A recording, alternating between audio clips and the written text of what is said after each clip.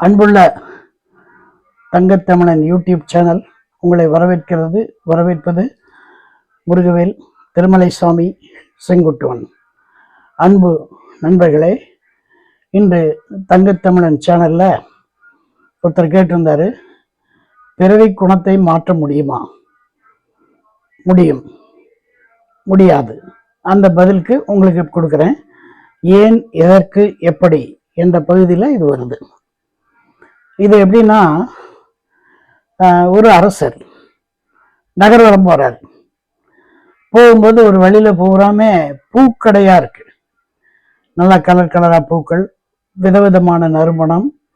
அடுத்த பக்கம் போனா வாசனை திரவியங்கள், அது ஒரு பக்கம் இருக்கு. அதை தாண்டி போறாரு. அதை தாண்டி போனோன்னா ஒரு இடத்துல மீன் மார்க்கெட் வருது, விதவிதமான மீன்கள். அந்த மார்க்கெட் தாண்டி போனோன்னா கருவாடு மார்க்கெட் வருது. உங்களுக்கு கருவாடை பற்றி தெரியும். மீனை நல்லா பதப்படுத்தி வெயிலில் காய வச்சுருப்பாங்க. அதை சமையல் பண்ணும்போது அதனுடைய மனமே தனியாக வரும். அந்த மனம் சில பேருக்கு பிடிக்கும், சில பேருக்கு பிடிக்காது. அது கருவாடுன்னு சொல்லுவாங்க. கருவாடு மனம் சில பேருக்கு பிடிக்காது. தாண்டி போகிறார். தாண்டி போகும்போது அவர் பார்வை ஒரு இடத்துல பார்க்குறார். அந்த கருவாடு விற்கிற ஒரு பெண் ரொம்ப அழகாக இருக்கா, பயங்கர க்யூட்டாக இருக்கா. உடனே அவர் அந்த மந்திரி கூட வந்த மந்திரிகிட்ட சொல்லி, இந்த பெண்ணை பற்றி விசாரி அப்படிங்கிறார். அப்புறம் அடுத்த நாள் மந்திரி சொல்கிறாரு, மந்திரி இந்த மாதிரி மன்னா, இந்த மாதிரி அவங்க அப்பா அம்மா தாத்தா பாட்டி எல்லாமே அவங்க தொழிலை கருவாடு விற்கிறது தான் அப்படின்னு. ஆனால் ரொம்ப அழகாக இருக்காளே அப்படின்னு சொன்னேன்.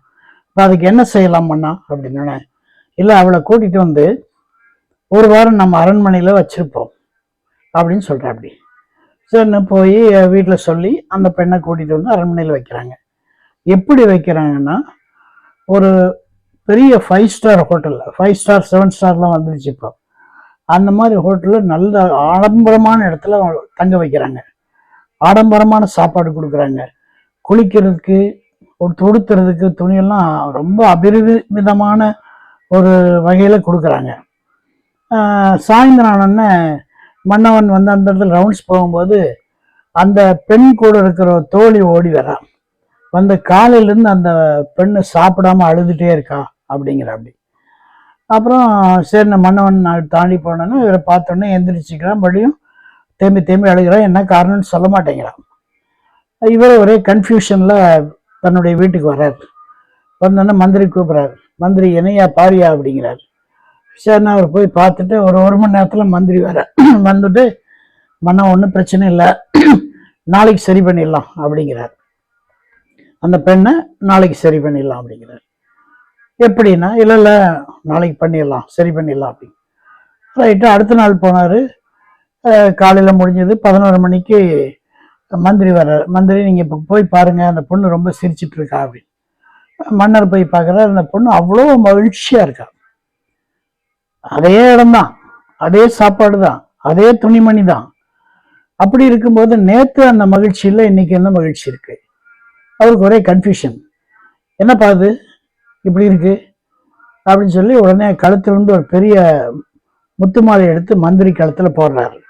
போட்டுட்டு சொல்றாரு, இந்த மாதிரி ஒரு அருமையான வேலை செஞ்சிருக்க, என்னன்னு அந்த ரகசியத்தை தெரிஞ்சுக்கலாமான்னு கேட்கும்போது, அப்போ அந்த மந்திரி சொல்றாரு, ஒன்றும் பிரச்சனை இல்லைம்மா, இங்கே வாங்கன்னு கூட்டிகிட்டு போய் அந்த பெண் எந்திரிச்சு, அம்மா நீ எந்திரிச்சு உள்ளே போங்கிறாரு. அந்த பொண்ணு உள்ளே போயிடுது. அந்த பொண்ணு உட்கார்ந்த இடத்த ஒரு துணி போட்டு மூடி இருக்காரு.